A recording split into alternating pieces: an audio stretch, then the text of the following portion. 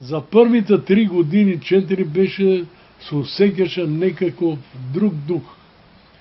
Влезе дух, разбираш, точно на ВМРО и малку по-слобода.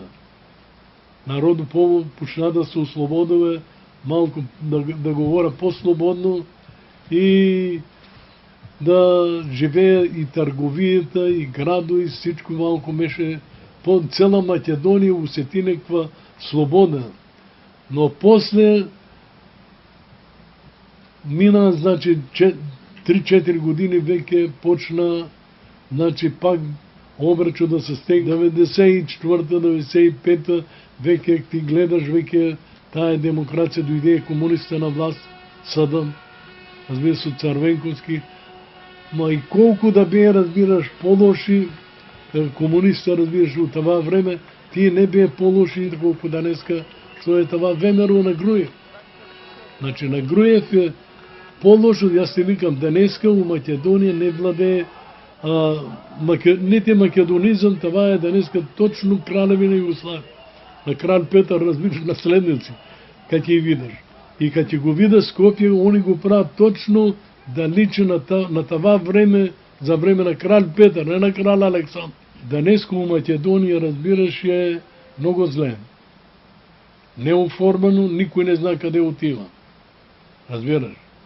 Там е под командата на една фамилија, разбираш? Таму кој командува е Сашо Мијалков.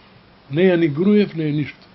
Бидејќи јас ги знам още по-рано, кој му се да... Тај му е Вујко, тие се од една фамилија. На Груев, мајка му е од Мијалковите, разбираш? Не. Тие са барчеди, еден и другите, разбираш. Тая фамилија, разбираш, е данеска која е командува Македонија.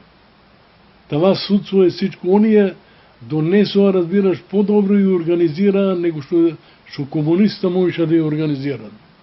Тие, значи, тај кадар кој го создада сега у Македонија, тај е така поврзан, разбираш, и ги гледаш още првите денови, кога бе првите избори, значи беше на командата, разбираш, од комитето, секој член, значи, треба да донесе по 15 луѓе.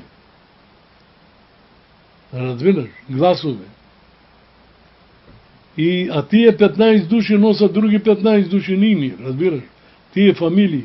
И тие фамилии денеска горе-доле повеќето на тие не са службите, разбираш. Имат добри служби и држат ја власт у своји ръци.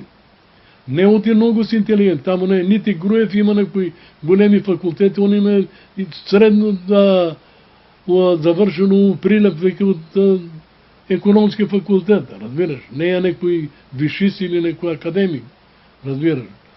Само неговата тая економија, разбираш, у Македонија у това време проработи, бидејќи немаше по друг начин, разбираш, по кој беше толку заостана на Македонија, разбираш, кој немаше ни крај, разбираш. Даде се некој, разбираш, дух за работа, а од друга страна се уништија тие сите малечки предпријатија кои беа отворени, дуќанчина, друго и трето, тие напълно ги укинеа. Они успеја таа група, разбираш, да видат кои предпријатија дават по-добри пари. Ти викам, таа е мафија по-организирана отколку на Ал Капоне.